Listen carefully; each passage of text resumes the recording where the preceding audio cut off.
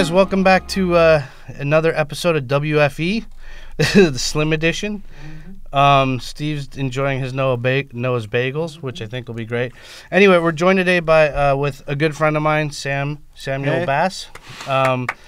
I've known Sam. We've known each other kind of since college. Yeah, like 20 years. How'd you guys meet? Oh, don't date us. But yeah. How'd you guys meet? Well, college. So we have a good friend between us, Brian. But and I was Brian's roommate for a while. But Sam and all of us went to school together at UCSB, and so. UCSB? Gaucho Pride. How do you not know this? You never mentioned. Anyway. Santa Barbara. Yeah. No, I was up there, But so we had a little group of friends, and Sam and Lorraine, your lady, his wife, were both there.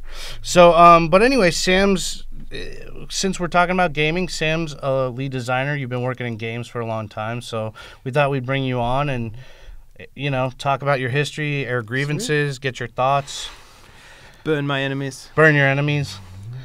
But no, so let's talk about you, Sam. So after school. After we met, after school, you kind of just got into video games, right? Well, it was kind of weird. So it was actually before school. I'm English originally. I moved to the U.S. in '95. Right. And wow, so you were just at school, you had just been there a couple of years out here. Yeah, it's I got into UCSB. I knew nothing about Santa Barbara, but I'd seen the soap opera and it looked cool, so I figured I'd go there. And I was living up in Marin County with my aunt and uncle. I was living in their garden in a Japanese tea house, as you do. Ooh. And I was looking to get into games. I've been making my own games since I was a little kid because I had an Atari computer, which meant that it didn't have any games. No one made games for the Atari because nobody bought Atari computers. When you say Atari computer, so it was like a Commodore, but Atari made it. Was an Atari 400. Oh, wow. Okay. Which is 16K RAM, I think. Right. Was that before in television? It was around the same time. It was early 80s. I remember in television. My dad bought one in the late 70s, early 80s. Cool. And so when I was a little kid, all my friends in England, it was Commodore 64 and the ZX Spectrum and the Amstrad. I got to include the Amstrad, or my friend Peter will yell at me on Facebook. With the computers, and the Atari was a pretty minor thing. Mm-hmm. And so I had to make my own games. And so when I was about 7, 8 years old, I started making my own games. So you're like the Doogie Howser of Atari games. Yeah, exactly. If Doogie Howser made a really crappy version of Operation Wolf. I love that game. So when I got to the US, I was in Marin, where LucasArts is a lot of game development out there, and I was like, I should get into games. And my aunt was taking a community college class, and there was an ad for entry-level game developers making $6.50 an hour at this startup company called Ronin Entertainment, who RIP. And so I went in. They hired me.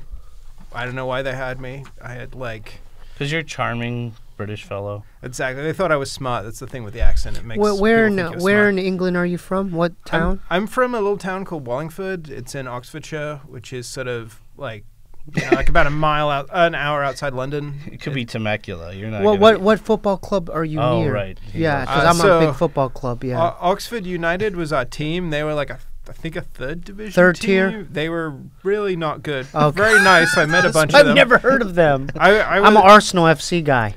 Arsenal, good team. Yeah, Arsenal. Yeah. I was a Liverpool supporter growing up. Okay, yeah, they're good. At this point, I don't really watch Premier League anymore. Okay, I watch the World Cup. So England can lose to Denmark in the quarterfinals every 4 years. It's gotcha. That's my. I'm big into the Premier League. And you're big into FIFA. I'm big into FIFA. I got into FIFA, then I got into the stuff we're talking about. Yeah, FIFA is an amazing game. I still play FIFA. It's amazing. I kind of suck at FIFA, but I still play it. It's great. They're always good, right? Yeah, it's it's 400 people in Vancouver making FIFA every year. Wow, 400, huh? Yeah, that's sort of getting ahead of myself a little bit. Yeah. Sorry, I was at EA, but so anyway, my aunt saw this ad, and I went in. They hired me. I had crazy hair. I was all punk at the time. Yeah, you were a little punk rock back when I met you. Managed to escape with no tattoos, but otherwise, I was pretty punk. And they hired me, and I spent 3 years making a really bad game called Neo Hunter, which is what happens when Americans try and do an anime type game, and Well, I like the thought. What kind of game was it? it was like a rail shooter, sort of like Lethal Enforcers. Like it was that kind of era of gaming, and it was like 30 hours long. It had dialogue by Orson Scott Card for some reason, which is awesome. Who was a very strange man. Ender's Game. Yeah, he and I argued in a Novato food court about whether Pulp Fiction was good. He didn't like Pulp Fiction. Oh, dude, it's a damn good movie. He was like Mormon or something. He's right? very, very so Mormon. very religious. Oh yeah, he doesn't know what he's talking about. That's a damn good movie. He was he very wrote conservative, a great book. but yeah, he's a good writer. And, wrote a great book. But it was kind of weird meeting someone that you kind of think of as a hero, and you're like, oh, you're kind of a dick. Yeah. Oh well. But yeah, so we did that. It got I think. Back when Next Generation magazine was a thing, we got 1 out of 5 stars. Next Gen. Pull quote: "This is an awful game," but it was kind of my. How did that make you feel when you read that review? I knew it sucked. So it was like this weird game where they were trying to do a hybrid of a rail shooter and adventure game, and it was pretty bold. And I learned a ton. I worked with some really cool people who are all still in the industry. I learned kind of how games are made, right? Because I always thought, it's like you make your own games, and you're like, oh yeah, you just show up and go, I want to make this. And you actually show up, and there's like a whole structure, and well, that's the thing. Like, it's a bureaucracy. You don't just. It's not like one person does anything. Well, except for maybe today with mobile and things like that, you get people. You get like little like Flappy Bird and that kind of stuff, where it's like one dude, and he's like, "This is the thing I made," and if it goes well, you can make a bunch of money. Right. But yeah, So I ended up from there getting. I worked at Ronin for a while and ended up getting a contract gig through them at LucasArts in the late 90s, doing a game called Force Commander. And I had the great experience of being at LucasArts the day after The Phantom Menace came out. Oh wow! I did not like that movie. I'm gonna put that out there. I am not a Phantom Menace defender. I despise that movie. I shout out to my brother. I despise it. My brother has decided that he defends the prequels now, just because he's that guy. Because he wants Why? He wants to be anti. We'll talk about that some other time. Yeah, So wait, Force Commander though, because I remember a lot of the games like. God, I remember the shooter games and stuff on PC. Jedi Knight. Yeah, Jedi Knight. Badass game. But what was Force Commander? So, like, what was the objective in that That was game? a real-time strategy game. It was like Command and Conquer or like StarCraft or whatever, only it was built in this weird RPG engine that Ronin had written for another game. Huh. And so it was like it was a project that had been restarted a bunch of times, and we came on board to basically get it done. Was it like Rebels versus like Rebels? You basically Empire. start out. It's actually kind of funny. It reflects sort of more contemporary Star Wars. It was classic Star Wars, and you start out as stormtroopers and on Hoth, right? Yeah, it's got a. I remember that. It's got a sweet Hoth level. Yeah, I remember that game. And you start out, and you're the Empire, and at some point you defect. And it was interesting because you were a stormtrooper, and it was right when the prequels were coming out, and they couldn't tell us that stormtroopers were all clones and all that kind of stuff. Oh, God, yeah. So we have this weird story where you're a stormtrooper, but you don't hang out with other stormtroopers. You live in this like separate bunker, you and your brother, and we just like kind of bullshitted our way into. So you came up with the story too? My boss Gary Gaber, who now teaches game design at I think in Austin at UT. Who's careful with the padding. Somehow the mics pick up that stuff. I'm a natural drummer. I have to watch out. But yeah, Gary's an awesome guy. He wrote the story. He made that game happen, and it was received okay. It did all right, but the fact that it shipped at all was amazing, given what a mess it was when we all kind of came on board. But shout out to that's Gary gonna Gaber. be tough to like come onto a project that's already started, and then you guys have to try to clean up whatever's there. I'm the patron saint of doomed projects. I did that a couple times. Hey, what year did the Star Wars game you're talking about? When did that come out? That was like early 2000. Okay. So we were in development when the Phantom Menace came out, and I went to see the Phantom Menace. And the thing is, when I showed up at work the next day. I was a contractor. I didn't really work there. I was just there, and I showed up, and I'm like, how are people going to be? Because there's two ways people could react to that. I was convinced the Phantom Menace was good for like 5 minutes after I saw it, and then my wife was like, no, that movie sucked. And I'm like, you're right. I couldn't stand the kid actor. What's that kid's name? Oh. I feel bad for the kid. Right. I mean, is that the one where they're doing the racing? But see, everybody does that. They go, "Oh, I felt bad for." Like, I feel bad for the story. Like, but the that script kid was started, unbearable. But the dude. script started that kid, the kid that plays Anakin. Yeah, well, the thing is, George Lucas can't direct actors. Yeah. And so when you're a child actor, it's not going to go well. I'm telling you, that's the worst one out of all of them, dude. Yeah, I think we were talking about this before. Oh my god, it was so bad. Attack of the Clones is my least favorite because it doesn't have a point. Yeah, I don't know why that one exists. I mean, all the prequels were they were rough. But I mean, going back to it, okay. So, but this is a good segue because you did Force Commander, and then right after that you went to. Well, I went back to school to graduate, and I took a year off from making games because I was so burnt. You did, because see, I didn't know you were doing that stuff when we were in school. I remember because every summer break. But all of us were doing, like, we were in animation class. Like, were you in animation with us? Yeah, I did. With Driscoll, right? Yeah, UCSB Film Studies. Right. And yeah, I went there because there were no game programs, and I love movies, and I figured a lot of that would be applicable. And some of it is, like, certainly storytelling and all of that is, like, key. But, yeah, so I took a time off. I did some game journalism. I got to learn what it's like to be hated on the internet in 2000. Yeah. Different. The .com boom. Yeah, it was funny. Were there trolls back then? You give a Square Enix game a bad review, and, man... They're all over There are you. some angry dudes out there. Oh, my God. And they're like, send you emails to your Hotmail account. Really? Going, I'm going to kill you in big red text. And you're like, okay, bro. Well, you've gotten death threats because of a video game? Because, yeah, I think it was Chrono Cross. And it wasn't even that I gave Chrono Cross a bad review. I was like, it was all right. I just love Chrono Trigger, and Chrono Cross wasn't as good as Chrono Trigger. And I said that, and apparently I sinned against something. Well, I used to love reading, like, the game magazines would always in the beginning have, like, reader feedback and stuff. And there was just so many people that are so impassioned and angry about things. Yeah. And, of course, you're like, why do you even care? Like, it's a game. Like, why? You're writing to a game magazine to be angry over something that they said about something else. It's validating your purchases is what it feels like. I don't know. It's like, very strange. It's a weird culture. And the thing is, I love a lot of gamer culture. I grew up in gamer culture. Oh, yeah. And, I had a Nintendo. I remember the Nintendo, the original one. The NES. Yeah, the NES. Well, you put the cartridges and you press it. The Mike Tyson Punch-Out one. Yeah. You always sound like a guy from, like the BC era. You're always like, I had a box and you put a thing in. Well, you know which one I'm talking about, right? The NES. The Contra, Kid Icarus, Metroid, Mega Man, that original one. NES. Metroid's still because I remember Mike Tyson's Punch-Out. Right, which they changed because they lost the licensing for Mike Tyson, and then it became Mr. Dream or something. Yeah, Mr. Dream, where they made Mike Tyson this like white blonde So dude. let's go, this is a fun activity. Okay, so that console... Top 5 games. Let's go around this way. Okay, but I want to get back. I want to get to the rest of the history. Though. Yeah, let's do it. Let's do it. Go ahead. Top 5 games. Just on that console, though. Just on that console. On NES? Yeah. Well, I mean, you have Super Mario is always like a top. Okay, is that one of your choices? Yeah. Just do 3. Well, Super Mario. Yeah. You have Metroid. And I think Zelda. I mean, those are my top 3. Okay, those are your 3. Go ahead. Yeah, that's the problem with Nintendo is Nintendo is kind of canon. So it's like... Yeah, the thing is, growing up, I wasn't allowed game consoles. I had to have computers because consoles weren't educational. My dad's a really smart dude, and he's like, you gotta learn how to. You gotta learn how to use these random things. Ones. But it's weird. I got really into the emulation scene in the '90s, and so I ended up kind of experiencing all of those games on a 486/25. Okay.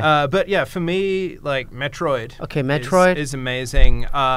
So all the ones that Craig said are all just like canon perfect games. So it's kind of I'm not going to include them. Yeah. I'm going to say let's those do two. some variety. But yeah, so Metroid, Double Dragon on Nintendo which is totally different to the arcade game, but is a really badass game. And in general, like that sort of Technos Japan are a really underappreciated developer. Yeah. I remember that one, man.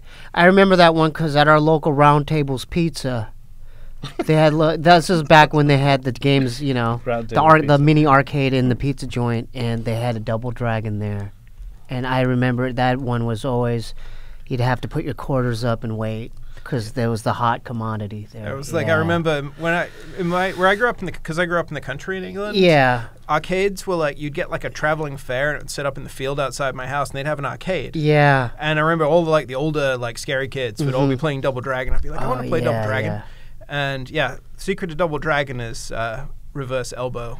It is basically you can win the entire game by hitting those 2 buttons and facing away from your opponents. It's a weird trick, but I remember learning that and then just annoying someone by beating the entire game. Right. And so one more Nintendo game. That's tough. There's so many good ones.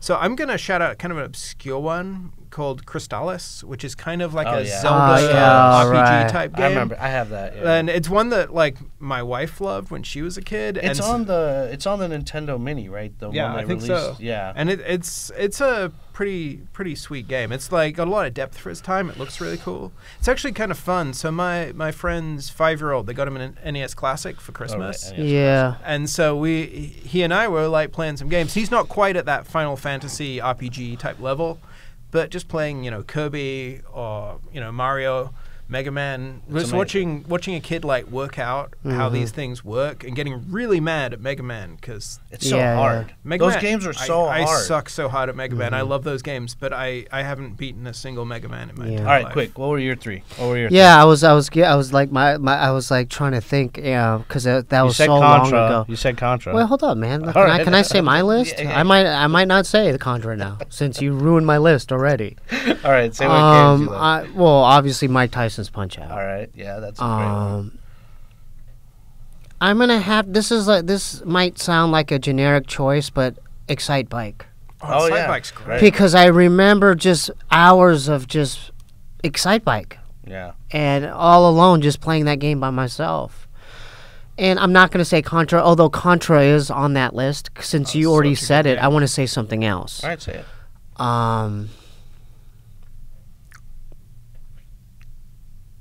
Kung Fu.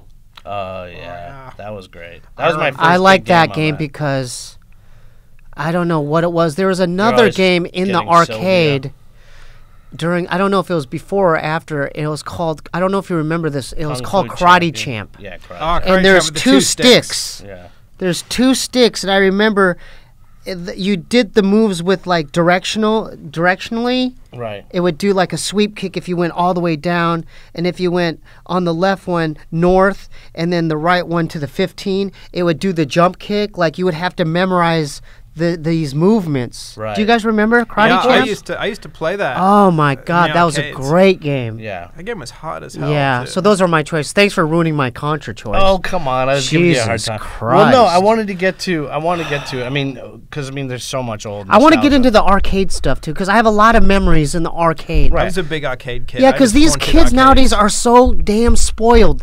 Back then, we had to actually get on our bikes, go to the round table, go to the 7-Eleven, stack our pockets with quarters, and they don't know what it's like, man. Well, we can get into that, but yeah, I kind of want to spend 50 cents and you die. Yeah, like, and then I remember when Dragon's Lair hit. Oh, that was my favorite. Good luck getting on that. But let's get back to all that. I want to finish Sam's history, and then we can. Okay, I'm sorry. I'm just getting. No. I like where you were going. Yeah. I just want to talk about me. No. I just want to talk about like finish your history, so we can kind of talk about that, and then we can go into whatever. I did games journalism for a bit, and then the internet collapsed in like 2000, 2001. Yeah, and there was no money in it. Yeah, I remember you were like. I was at a .com that failed miserably. Yeah, I was working for, I think, Daily Radar, and then just they couldn't really pay me anymore. And so I was like, I should get back into making games because there's money in that. And through a weird set of circumstances, I interviewed to be on the Sims team up in the Bay Area. Oh, that didn't work out for weird corporate reasons, but they got me an interview to be on the Medal of Honor team in LA, and I already lived in LA, so that was great. It meant I didn't have to move, and so this was right after the original Medal of Honor team had all bailed. Right. And so that had half of them, the PC team, which was 2015 in Texas. This was at EA at that point? This was EA. EA was basically DreamWorks Interactive / EA right, at that point. Okay. And so the Medal of Honor PC team, which was in Texas, they became Infinity Ward and went on to make $1 gazillion. Call of Duty. And the Medal of Honor console team went on to be Spark and kind of suck. Sorry if you worked at Spark.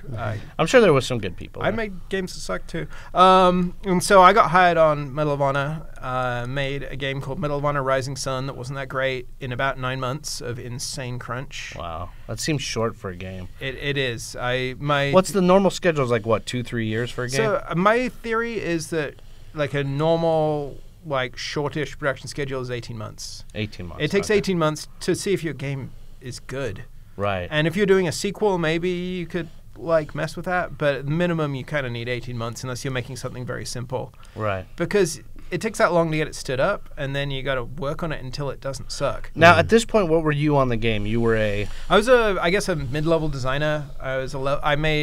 Built one level, Singapore Sling.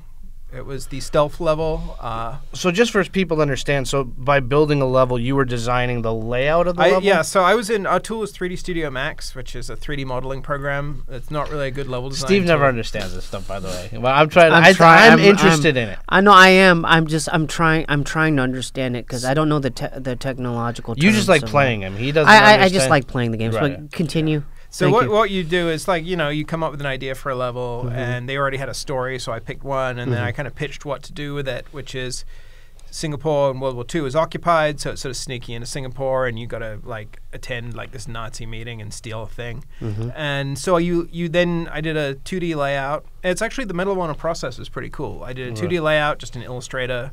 I'm like, hey, this is what I think it would play like, and we'd been. At this point, they were still getting the game working, so there wasn't a lot of software. And then we did a thing, which I think a lot of developers should do if they don't, which is we got all of the important people into a room, and I had a giant Duplo set, and I literally laid out each section of the game and showed how it would play out. Wow. Play goes here, and a bunch of guys come out, and then you got to rescue a hostage here, and there are secret pickups here. And so we did that over about 3 days for my level. And during that period, the producers and all the powerful people are there, and you kind of iterate the idea, make it more interesting. It's how one of the levels ended up with an elephant with a mounted machine gun on the back, which in retrospect was not that smart, but it seemed funny at the time. It seems weird, yeah. For a metal. It was a game that took World War II very seriously, while not taking it very seriously. It was very strange. But yeah, so I ended up building this level. Right, because I knew you did level design. For a while, I was basically obsessed with Deus Ex at that point, which is still my favorite game, Deus Ex. I love that game. That's a Square Enix. I've beaten that, it is now, yeah. It was at the time, it was Eidos. It was Ion Storm, Austin. They got bought out, right. And I love that game. I've beaten that. I played through it 10, 15 times now. Every couple of years, I reinstall it. Did you ever play Deus Ex? No, I never got into kind of cyberpunk. It was pretty cool. Okay. The cool thing with those games is you could kind of improv your way through the game. It wasn't like a shooter or a stealth game or whatever. It's you could shoot people, you could sneak around, you could have conversations like a BioWare game, and there were always 5, 6 BioWare, solutions. Mass Effect. Mass Effect, that kind of stuff. Yeah. And so sometimes you could literally just talk your way out of a situation rather than getting into a firefight. So is it choose your own adventure, the different? Yeah, it was like that, but an FPS.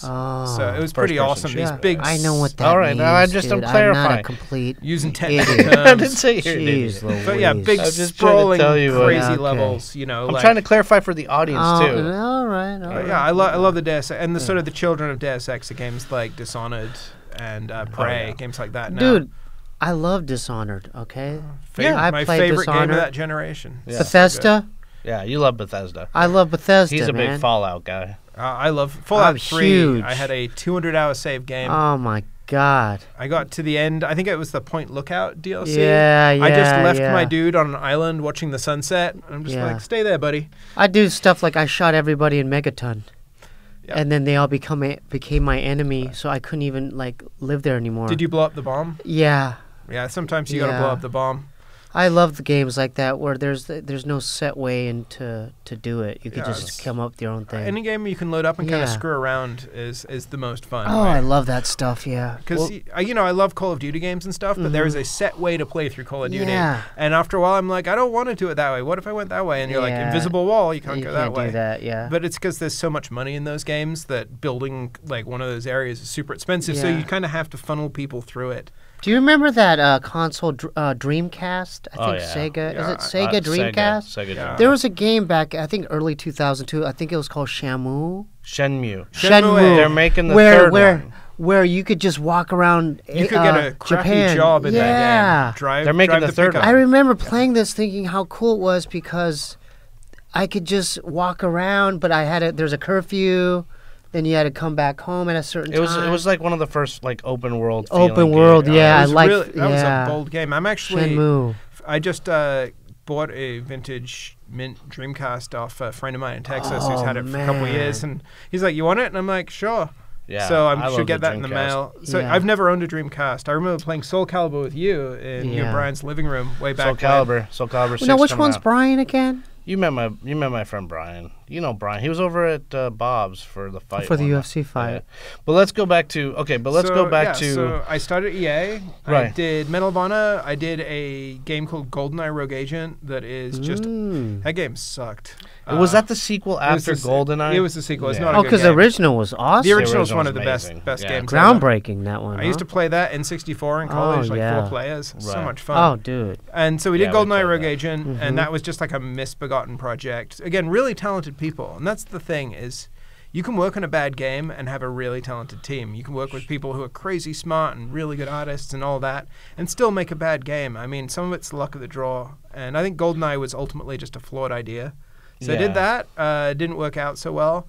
And I transferred to the Command & Conquer team, the doing real-time strategy, because I'd done Force Commander. I kind of knew how that worked. And that was you were worked on a bunch of different Command & Conquers, right? I did. So what we did is the first game I was on was a Lord of the Rings strategy game, Battle for Middle-earth 2, that's cool. in the Smithsonian. Yeah. Why? Which is our fans really liked it. It's a great game. Okay. It's a good game, yeah. Yeah, and It's so supposed that to be was my great first RTS. really good game at EA. I was really proud of that, and it was a short development cycle. What year was this? This was like 2006. It says. Yeah, okay, yeah. Real quick, so on that game, what were you still doing level design? I'd kind of moved up to a more senior design role, so I did about half the campaign on that game. Wow. I laid out the levels, I did the scripting, maybe not half, maybe like a third, because there were a bunch of designers. I mean, that's pretty cool at that point to be. And I love Lord of the Rings, and it was when those movies were coming out. Oh, and it was like such a fanboy moment for me. And what was nice was we weren't doing the plot of the movies. We were kind of doing deep lore for our story, so we got to get nerdy as hell. And we're like, what about Osgiliath? And what about Glorfindel and Glowin and like these sort of obscure characters from, well, not obscure if you read the books, but they're not really in the movies. They're often swapped out for other characters. Sure. I think Glorfindel became Liv Tyler somehow in the film.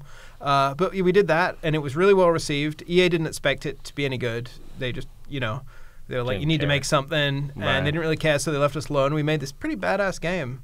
And from that, EA was doing this game called Tiberium that was kind of a FPS reboot of Command & Conquer. Right. Now, I had been at EA at that time. I don't know, maybe Chris or somebody was working there. I remember seeing that was like a first person, right? Yeah, the Tiberium Wars. It was going to be a pretty awesome game. Yeah, it looked amazing at that time. It just didn't. It was a first person Command & Conquer game, so it was like a sci-fi shooter way before like Destiny, Halo. It was it was kind of like a. It was before Halo. It was maybe around the same Halo. time as Halo. It was around the after same Halo, time as Halo 2, and it was like a CNC Halo. but it was before like Destiny and all. Because the first Halo was really good, wasn't it? I love Halo. Yeah. I remember that gun, the Needler. Remember that? Oh yeah, that followed great. you. Yeah. But Halo 1 is still a classic. Yeah. I replayed that. It's still decent, right? It holds up. I mean, it still looks pretty good. Yeah. But so we would do that was coming about, and EA was worried that there'd be a fan backlash because Command & Conquer is traditionally a strategy game series, and they hadn't made one since Tiberian Sun in '99, and so coming back in like '07 with a shooter. We were just talking about it, like internet was going to get mad. And so it basically became a thing. And I may be getting this wrong. I wasn't at the upper echelons of the company, but it seemed like they were like, what if you guys did Command & Conquer? And I'm like, one of my favorite series of games ever. I love Command & Conquer. To this day, I love those games. And we're like, yes. And so we did CNC3, again, in a relatively short cycle. Now, CNC3 was... People really did they like that game, right? Yeah, it was pretty well received. Yeah. It sold really well. People were stoked about it. I got a lot of dumb jokes into the dialogue, which made me really happy.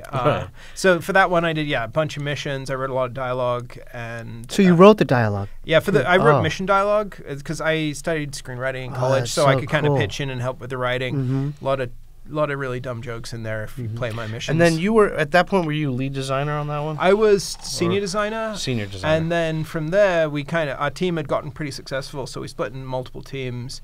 And the big part of the team went on to do Command & Conquer Red Alert 3, which I helped out on before it shipped. That's a great, super weird game, but it's great. And I went and became lead designer on the Command & Conquer 3 expansion, Kane's Wrath. Oh, right. And I got to just nerd out hard because one of the things with CNC3 was we kind of wanted a clean break with the previous games, like a passage of time from the old fiction to the new fiction, so we didn't have to spend 10 minutes going, here's what happened. Right. And so Kane's Wrath was kind of the idea of let's bridge the gap between Tiberian Sun and CNC3.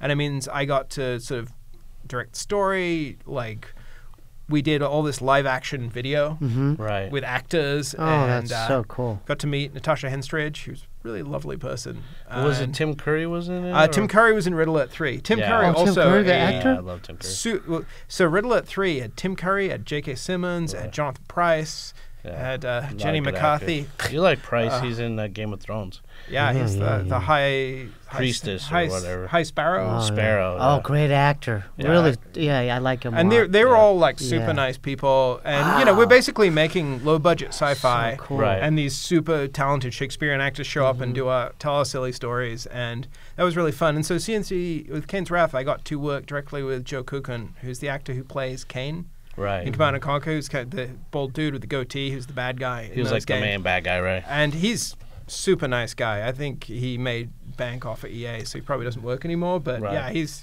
I love Joe, and we had a really good time just doing this like crazy sci-fi story where it got really weird, and you're playing as an AI, and it gets very surreal. Right. And there's like a ghost zombie AI that appears, where I remember showing that video to my boss, and he's like, "That is what we call a Sam Bass moment right there." Yeah. It just gets real weird on you. yeah. I guess you're a weird guy. So after that game, because I know you went to work on. So we did Red Alert 3, and then we did Command & Conquer 4, which was kind of a disaster. And I can't talk about in great detail because it caused problems. But that game I came on in the middle. I took over as lead designer just to get it out the door. And didn't go very well. I wrote the story, which wasn't great. I take full responsibility for the story on that game kind of sucking.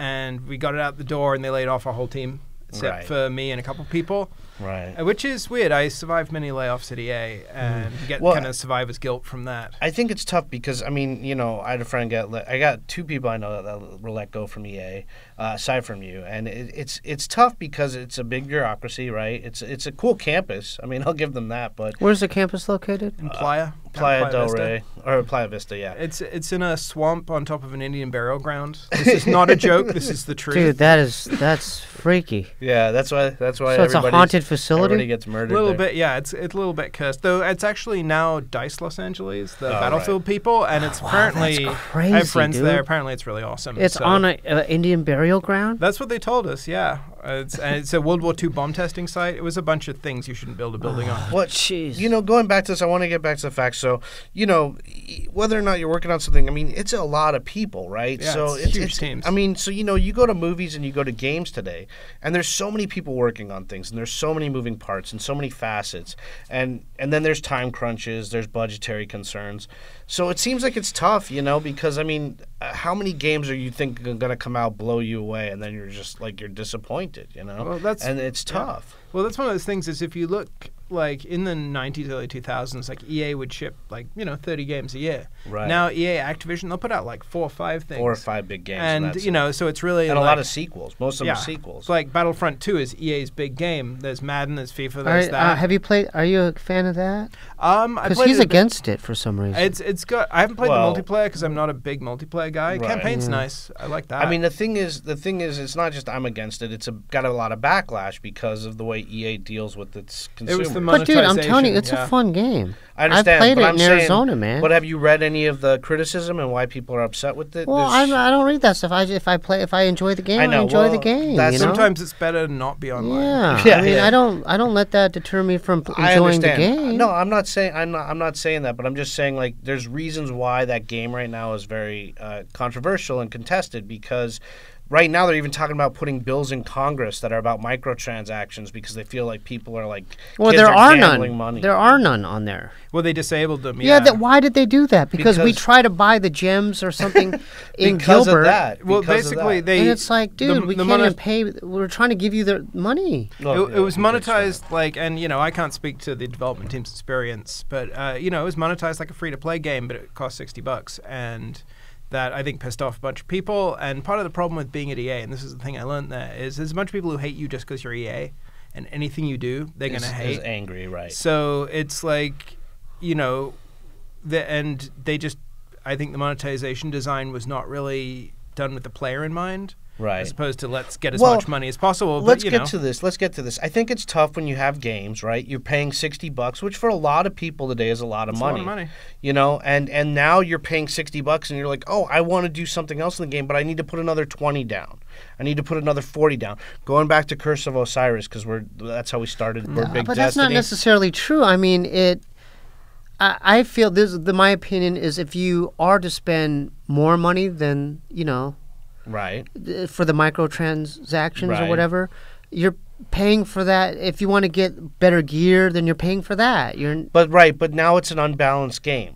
Because but they're paying for it. They paid an extra $20. If you paid extra money, they deserve to have if their gun has a different capability. But if there's a kid out there that can't afford a better gun, well, but the thing is that the way life is set up is life is set up that way. Well, then maybe you should be spokesman for EA. No, I'm just saying. No, it's more. I'm just saying it's more. What I'm saying is this is more accurate to real life. It's like you're not complaining about some guy who has a yacht. It's like, yeah, this guy has the money to buy the yacht. So I think part of it comes from there is like traditionally multiplayer gaming. There's an expectation of parity. And for me, it doesn't bother me when it's like co-op play or even single player. Like I'm playing Shadow of War right now on PS4, which is monetized out the ass. Right. Yeah. And I haven't. Well, explain to the viewers what do you mean by monetize? Well, basically, there's a lot of stuff you can pay for. Like what? That let you skip. Basically, skip the story mode. Well, basically, you can get more powerful rather than just playing through and leveling up. You can buy a bunch of levels. You can buy a bunch of followers. But here's the thing. See, now we're talking. But that's the dilemma. Now we're talking. But this was the backlash. The backlash was that let's say you want to get Princess Leia, right? And you want to unlock her, but you need to spend like 3 years to unlock her. Not necessarily. If you played the game, no. I'm giving you an example. I'll explain to you how it works on Battlefront.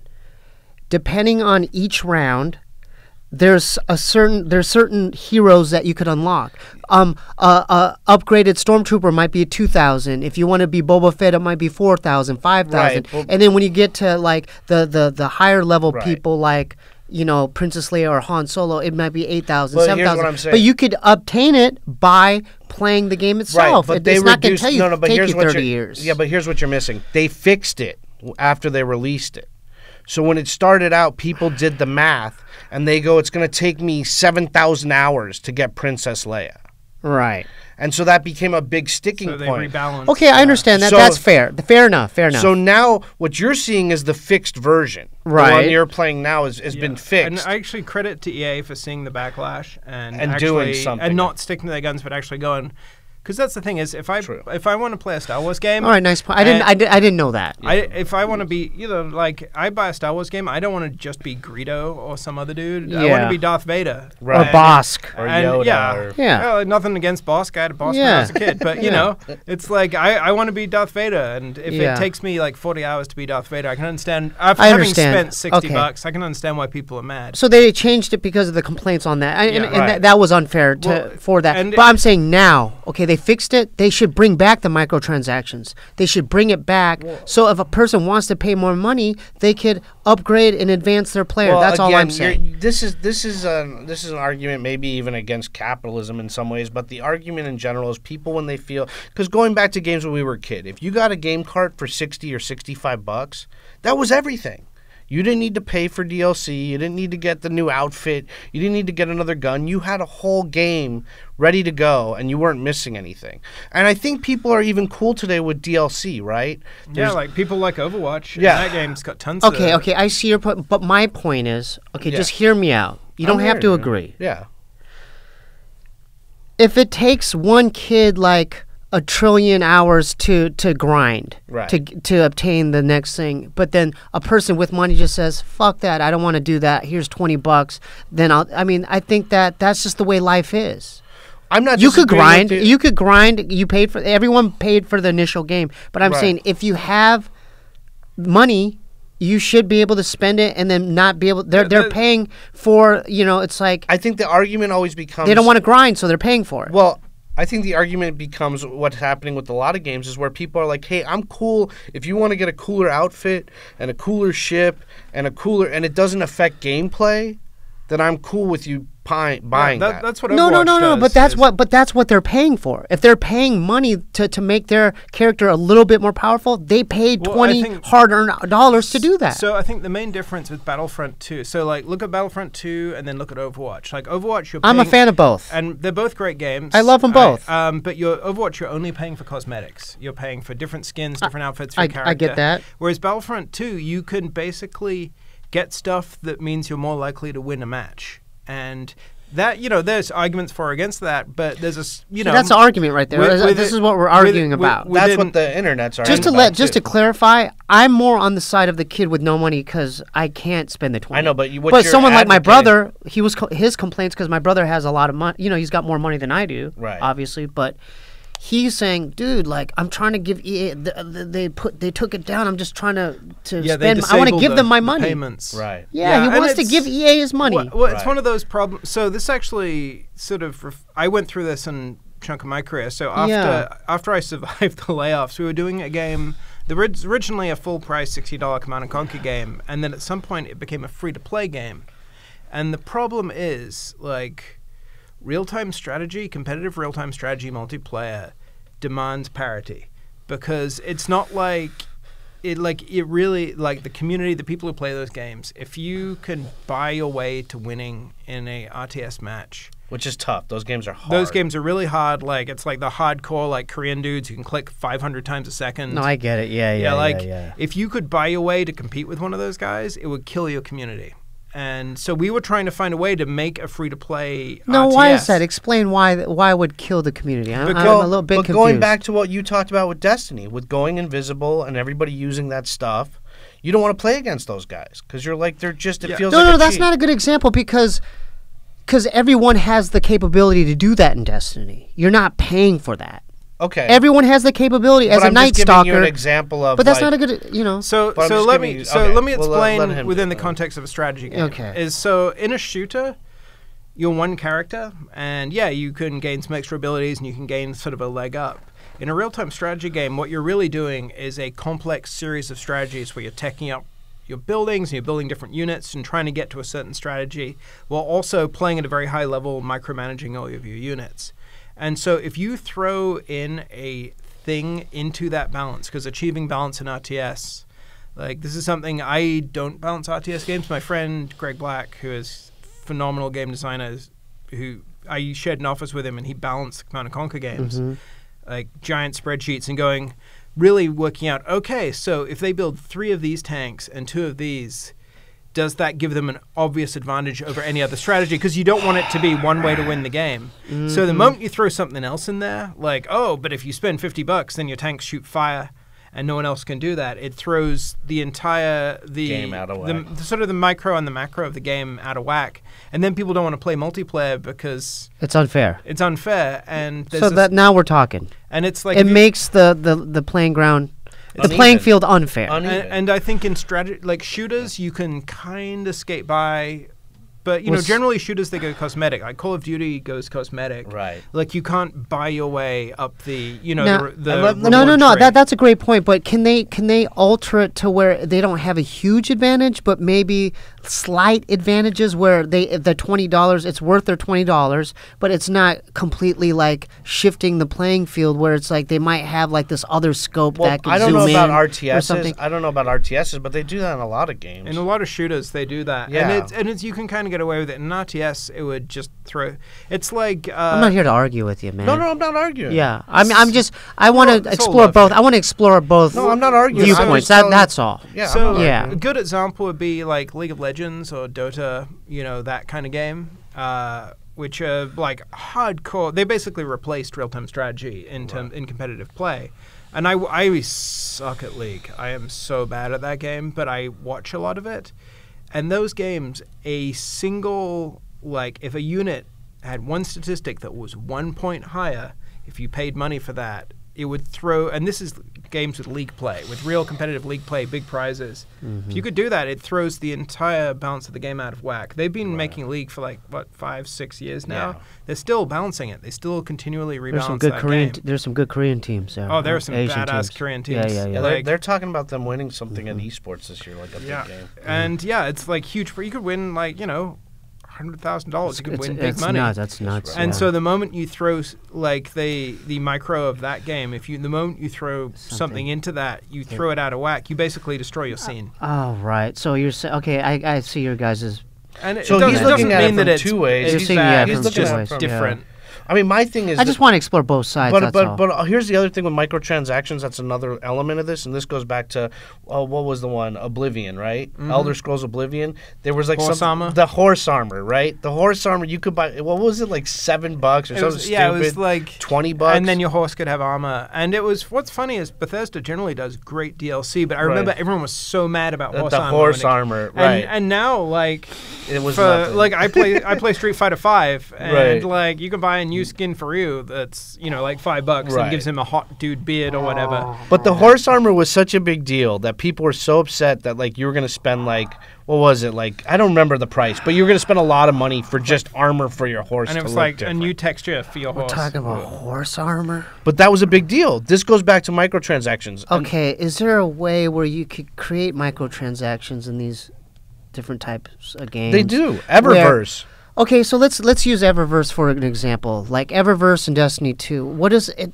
You could spend money, but that's all I'm saying. They should at least create... You get cosmetics. For you get ornaments. Battlefront, can't they just bring back a microtransaction system where it won't help you in the game, but it can make you look cooler? The main problem is that that system is so interwoven into Battlefront 2's design, and like I can't speak for the developers there, but it feels like that leveling system is so key to the game's design that sort of extricating part of it is going to be a huge amount of work. I mean, that was a massive game made by massive teams. I have friends who worked on it on Battlefront, and it's beautiful, and it's looks like great. I have a really good time playing it, and you can see all of that money on screen.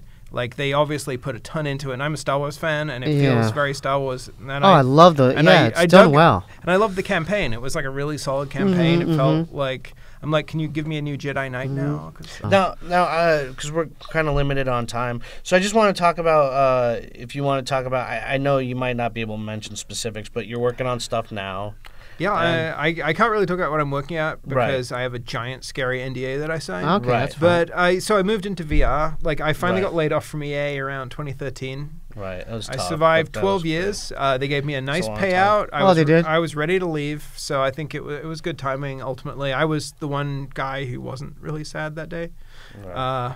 And there were people crying when they got laid off? Yeah, it's like, crying. It's like, people are pretty passionate about what they do, and they believed, and we worked on this thing for like nearly 4 years, and then it got shut down before it shipped, and it's kind of a bummer. Yeah. How close was it to being finished? It wasn't ready, but it was. Was it like 80%, 70%? No, we were gonna go into sort of like a public alpha. Oh, gotcha. And so it was, and we'd started that, and it just, I guess EA didn't think we'd ever make any money, which is, it's their money. So, so I moved on. I did some free to play games in China to pay my mortgage, and then I got into VR, and I started a company with some friends called 310 RIP, and we did a game. We did a game called Adrift that was which was like huge. Like, people were, that was like one of the big first VR games that everybody was hyped about. They were like, oh, dude, we were a launch title for Oculus Rift. We sold really well. Right. For the Oculus. For the Oculus, we're on Vive. We're not in PlayStation VR for reasons I can't address. Oh, okay. But I thought they were gonna put. We're on PlayStation 4, just not in VR. And it's like a,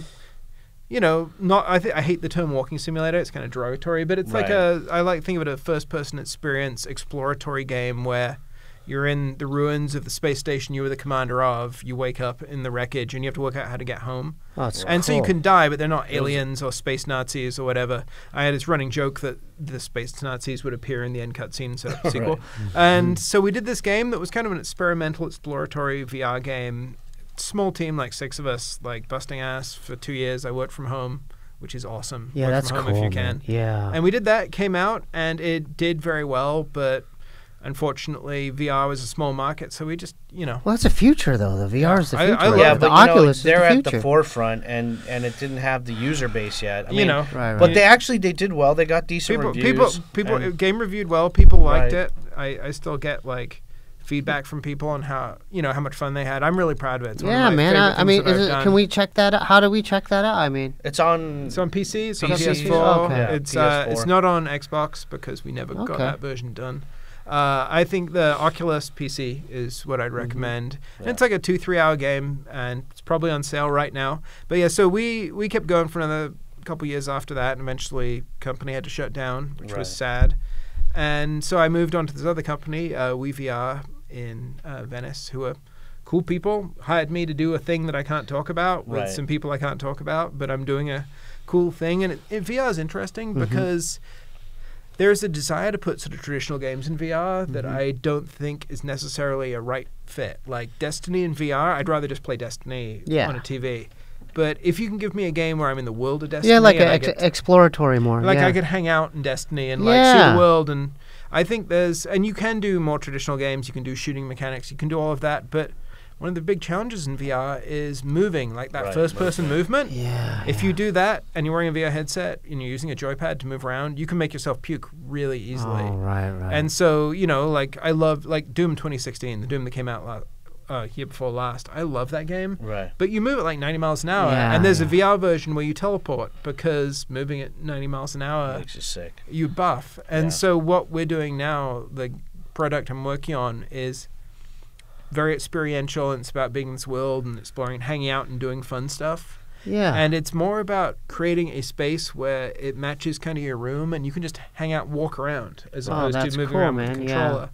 And again, it's not a huge market, but it feels like when I think that's the future right there. What when you I was just a kid said, though, watching Star Trek and the holodeck, I'm like, man. we're kind of making that stuff. And I feel like we're at the cusp of something. That's like so cool, man. A couple years, I think VR will be, much more mass Or you could market. just go to walk on the beach or something. Yeah, exactly. Yeah. Like the company I work for, they're famous for a project. I didn't work on it. I came on board after it shipped, called The Blue.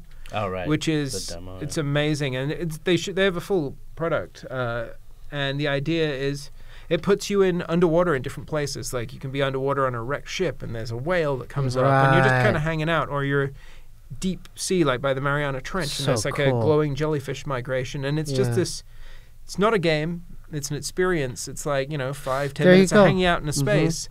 But I will never be underwater with a whale. And so it lets me... Maybe.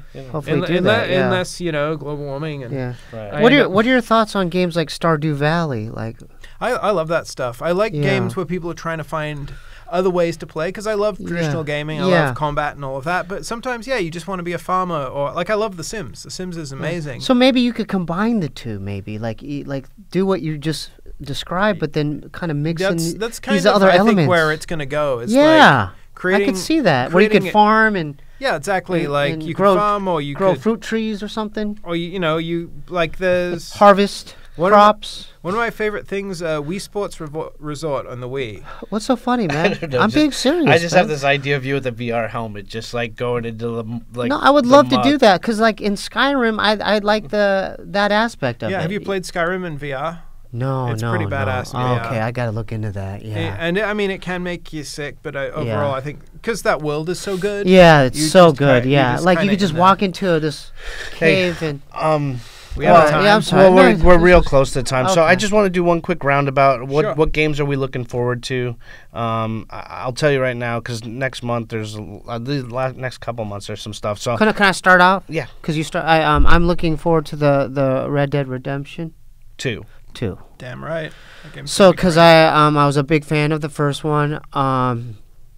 That's about it. That's the only one. Cool. I'm looking forward to the Shadow Colossus remake. I hope it's good. Oh well, I didn't know there, because that's my favorite game. He just took mine. It's coming out next month. He just took my favorite game. That's my favorite game. That's Blue Point in Texas. They're really good at that stuff. I think it's going to be good. So I'm excited for that. And then I'll just say quickly, God of War and Far Cry 5 are like tied for me right now. They're making another Far Cry? Oh, 5 looks dope. Yeah, in Montana. I remember Far Cry 3. Militant guys. That's going to make a lot of the internet mad. But yeah, it's like, I have a lot of friends working on God of War, so shout out to God of War. I'm really excited for that game. But Dragon Ball FighterZ coming out, like, next week. I love one-on-one fighting games, and I'm not a huge Dragon Ball guy, but I love Arc System Works, the people who made that game, and it looks amazing and completely crazy, so I am down to play that. yeah, Red Dead Redemption 2, I'm very excited about. God of War, I'm very excited about. And then it's weird. I have such a huge backlog because I've been working a lot. I just finished up Evil Within 2, which came out like 5-6 months ago. I finished that this morning. That's the horror game, right? Yeah. It's not that scary, but it's a fun game. Yeah. But yeah, so it's kind of. I was like looking out across the year, and I'm like, yeah, Dragon Ball, and then there's Red Dead Redemption. I don't know what comes in between. Yeah. Is there going to be another GTA coming out anytime? Well, Red Dead's their next big game. Okay, they do a game every 4 years. Yeah, so. Rockstar. Yeah. So Red Dead will be GTAs, first. I love those. Yeah, I love. All right, guys. Well, thank dude, you were great, man. Thanks for coming, bro. Yeah, that was awesome, Sammy. That was awesome. Yeah. So, guys, thank you for joining us for another WFE. I hope it was informational and interesting. It was really informational. It was. And see you next time. Thank you. Cool. Thank you. See ya.